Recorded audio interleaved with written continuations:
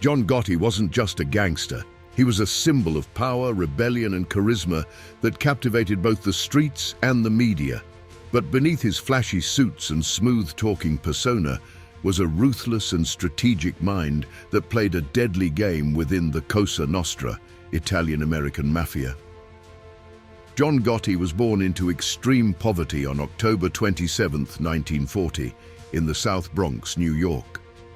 His father, an unskilled day laborer, struggled to feed his large family. Young Gotti despised his father's weakness and lack of control, which fueled his ambition to dominate the streets. By the age of 12, Gotti was already working for local gangs, running errands and committing petty crimes. He dropped out of school at 16 and fully immersed himself in the world of organized crime. Gotti's rise began when he joined the Fulton Rockaway Boys, a gang that worked under the protection of the Gambino crime family. He started hijacking trucks at JFK Airport, which was a major hub for smuggling stolen goods.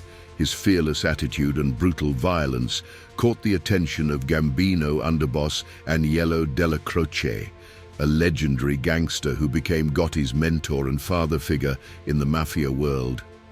In 1973, Gotti committed his first official mafia hit. He was ordered to assassinate James McBratney, an Irish gangster who killed a Gambino family associate. Gotti carried out the murder in a Staten Island bar, proving his loyalty and earning his first taste of true respect in the mafia.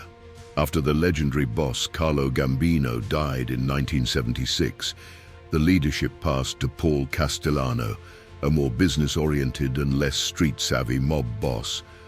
Castellano focused on white-collar crimes and banned drug dealing, which angered Gotti and other street soldiers who made millions from heroin and cocaine trafficking. Gotti secretly built alliances within the family, gaining support from the older, more violent generation of mobsters who despised Castellano's leadership. On December 16, 1985, in the heart of Manhattan, Gotti orchestrated one of the most shocking hits in mafia history. As Castellano and his bodyguard stepped out of their car in front of Sparks Steakhouse, Gotti's hitmen, dressed in trench coats, gunned them down in cold blood. Gotti watched the execution from a nearby car, ensuring that the hit was done perfectly. With Castellano dead, Gotti seized control of the Gambino family, becoming the most powerful mob boss in America. With Gotti at the helm, the Gambino family ruled New York City's streets, controlling drug trafficking, loan sharking, extortion, gambling rings, construction and labor unions. Gotti became a media sensation, appearing in court with $2,000 custom-made suits, smiling for cameras and charming the press. He earned the nickname Teflon Don because no criminal charges could stick to him.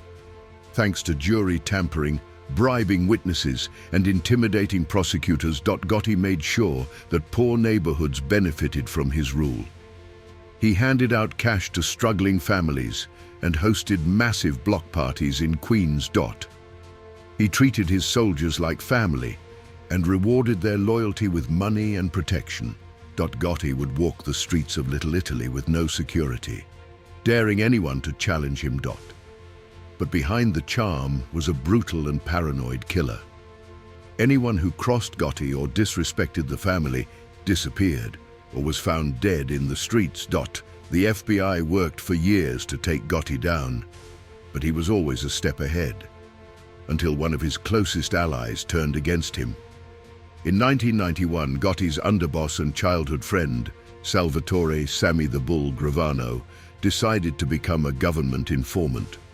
Gravano confessed to 19 murders and testified against Gotti, exposing the inner secrets of the Gambino family. In 1992, Gotti was convicted of 5 murders, conspiracy to commit murder, racketeering, extortion, obstruction of justice. He was sentenced to life in prison without parole. Even in prison, Gotti controlled the Gambino family from behind bars, but his health began to deteriorate. In 2002, Gotti died of throat cancer in a prison hospital. He rewrote the rules of the mafia, becoming the most famous and charismatic mob boss in history. His boldness and style made him a legend, but his ego and arrogance ultimately led to his downfall. Today, he is remembered as a symbol of power, loyalty, and betrayal in the criminal underworld. The code Gotti lived by: "I'd rather die like a man than live like a coward."